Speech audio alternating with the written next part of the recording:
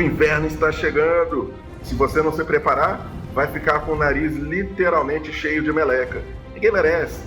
É a tal da rinite alérgica. Essa é a época das doenças respiratórias, as infecciosas, as inflamatórias e as alérgicas. E todo mundo que tem delas tem que buscar um tratamento preventivo, especialmente quem tem rinite e asma. Vamos nos concentrar na rinite hoje, ver o que dá para fazer. Se inscreva no canal, senão vou roubar seus bambus. Como neurologista, meu problema com a rinite é que a inflamação do nariz faz com que ele fique totalmente entupido e a pessoa não consiga respirar pelo nariz. Ela pode até conseguir ainda respirar pela boca, o que não é ideal, mas isso vai dificultar muito para quem usa o aparelho de CPAP, que é para tratar a doença apneia do sono, e para quem tem enxaqueca, por exemplo. A enxaqueca pode piorar por causa de uma crise de rinite. Ninguém merece. Ela seria secundária. E a própria rinite pode causar dores na cabeça. Então é uma doença que a gente tem que prevenir, tem que tratar do melhor jeito possível.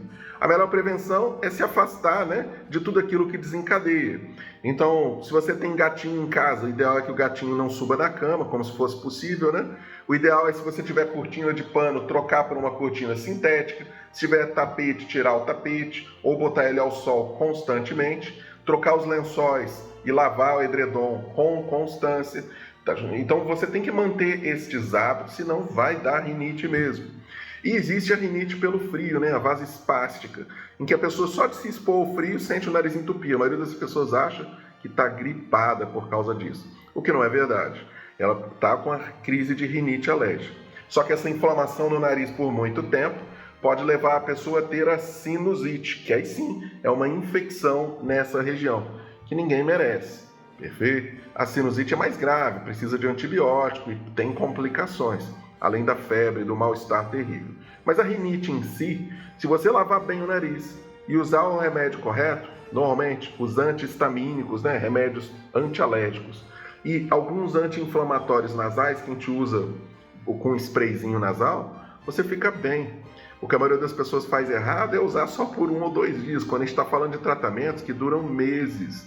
Acha o seu otorrinolaringologista, que é o especialista em nariz, para ele avaliar se você tem desvio de septo, se tem hipertrofia de cornetos nasais, que são estruturas de dentro do nariz. Se você tiver disso, qualquer rinitezinho, por mais leve que seja, vai te deixar com o nariz entupido. Aí fica muito difícil de usar o aparelho de CPAP se a pessoa tiver só máscara nasal. Mas se ele tiver a máscara oronasal, ainda vai conseguir. Então é legal fazer o tratamento com o otorrino para poder tratar a apneia do sono depois. É legal fazer esse tratamento de rinite, que aliás qualquer médico pode começar ele, se você tem enxaqueca, porque vai ter menos crises e, portanto, sofre menos.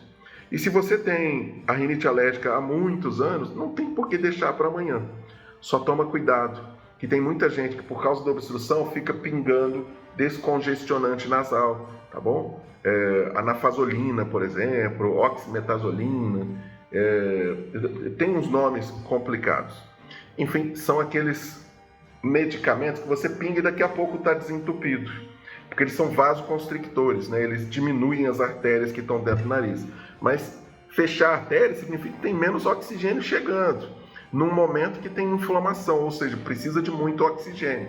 Pode até matar as células que estão nessa região. Então, muito cuidado. Esse medicamento para desobstruir o nariz, ele é legal, mas tem que ser usado com muita moderação e muito raramente. A maioria dos otorrinos não pede para você usar desse tipo de medicamento. Se você lavar bem e usar o anti-inflamatório, aí não tem por que usar o descongestionante, o remédio que desentope o nariz. Não faz sentido. Quem tem asma sofre muito nessa época também, mas os cuidados são muito parecidos com os da rinite. Tem que usar um medicamento preventivo, no caso da asma é a bombinha, para o anti-inflamatório chegar lá no pulmão, ao invés do sprayzinho nasal. E o mais comum é a pessoa ter as duas coisas. Eu te digo que eu tenho, rinite e asma, então tem que usar os 2 tratamentos ao mesmo tempo, tanto o spray quanto a bombinha. E aí você vai ficar legal, vai respirar bem e vai dormir bem como consequência. Que é, como neurologista, o que eu quero no fim. Qualquer médico pode começar esses tratamentos, mas é legal sim passar com o otorrinolaringologista para continuar a investigação do nariz, para ver se você tem alguma obstrução mais grave aí e resolver isso o mais cedo possível, especialmente nas crianças. Criancinha com o nariz entupido dorme de boca aberta, aí não cresce essa região da boca e lá na vida adulta vai ter a apneia do sono. Eu costumo brincar que tem que tratar a rinite alérgica na infância como uma doença muito grave, por mais que os sintomas não sejam tão intensos. Valeu, gente. Um abraço, até semana que vem.